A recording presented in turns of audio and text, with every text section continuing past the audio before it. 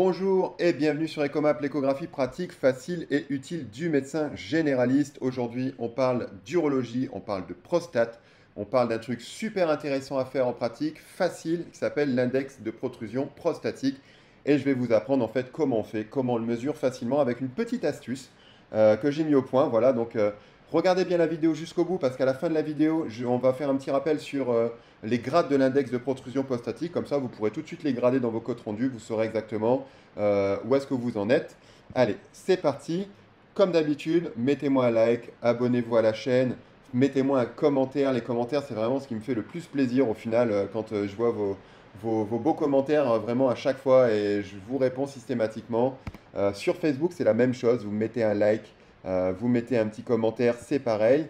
Vous bénéficiez toujours d'une formation à l'échographie offerte. Le lien est dans la description. Je vous invite à me rejoindre dans cette formation où on parle de l'échographie de façon générale, hein, comment on règle un appareil, c'est quoi les artefacts, qu'est-ce qu'on peut faire en échographie, qu'est-ce qu'on peut voir, en quoi ça peut être intéressant pour le médecin généraliste de le faire. Et moi, je vous dis qu'avec ma pratique, vraiment, l'échographie en médecine générale, c'est absolument palpitant et c'est hyper utile. Donc, l'index de protrusion prostatique, au final, c'est quoi? Eh bien, c'est une saillie au sein de la vessie, en fait, du lobe médian, hein, du lobe lié à l'adénome de prostate, dans votre vessie. Et donc, ça va déformer le fond de la vessie et ça va se voir très bien et ça se mesure. Et ça a des conséquences, quand même assez intéressantes en pratique, hein. J'en parle beaucoup dans mes formations, notamment dans ma formation d'urologie. Et voilà, donc il y a des vraies applications pratiques. Donc, ça va en fait gêner hein, la vidange vésicale parce qu'en fait, ça va déformer votre col vésical et ça va en fait vraiment gêner fortement la façon dont votre patient va uriner. Et donc, comme je vous disais, ça se mesure et je vous montre tout de suite, avec ce petit extrait d'une pause manip que j'ai coupé d'une de mes vidéos de formation, je vous montre tout de suite comment on fait et mon astuce.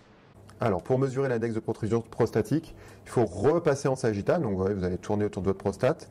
Et donc, vous allez essayer d'obtenir la coupe, hein. Vous allez faire des translations un petit peu dans ce sens-là, droite-gauche par rapport à votre patient.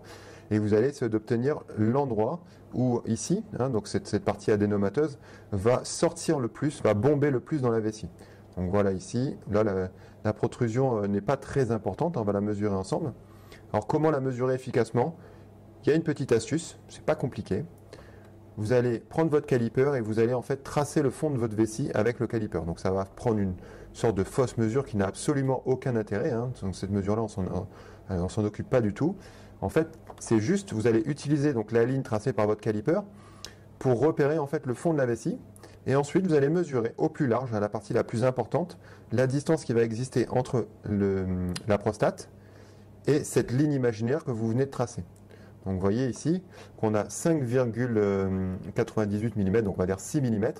Hein, donc 6 mm, c'est un grade 2. Voilà, c'est une protrusion, index de protrusion prostatique de grade 2. Hein. Je vous renvoie au cours pour savoir un petit peu comment on interprète les index de protrusion prostatique et puis également à quoi ça sert. Et donc voilà une technique très simple pour le mesurer avec fiabilité. Alors, je vous avais dit que je vous remettrai un petit peu les grades de l'index de protrusion prostatique pour que vous puissiez tout de suite les mettre dans vos comptes rendus parce que maintenant, je suis persuadé que vous savez le faire, que vous savez le mesurer. Essayez-vous sur vos patients, ça prend 5 minutes, ça se fait très bien. Donc, en fait, il y a 3 grades hein, dans la littérature. Le grade 1, si la protrusion est inférieure à 5 mm, donc entre 0 et 5 mm. Bien entendu, si vous êtes en dessous de 0, c'est un grade 0. Hein, il n'y a pas de protrusion. Donc, dès que vous avez une protrusion, entre 0 et 5, vous êtes au grade 1.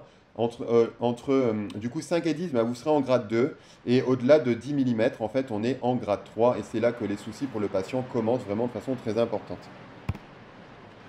Eh bien, j'espère que ça vous a plu, j'espère que vous avez appris, j'espère que vous avez appris à le faire, j'espère que ça vous a appris petite astuce en plus dans votre pratique et surtout que vous allez la mettre en pratique hein, parce que c'est quand même l'échographie pratique, Ecomap.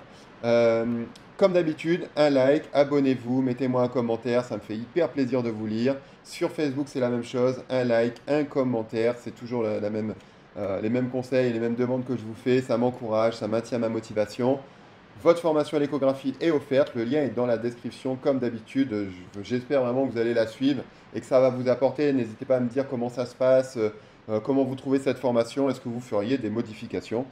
Et je vous dis à très bientôt sur Ecomap.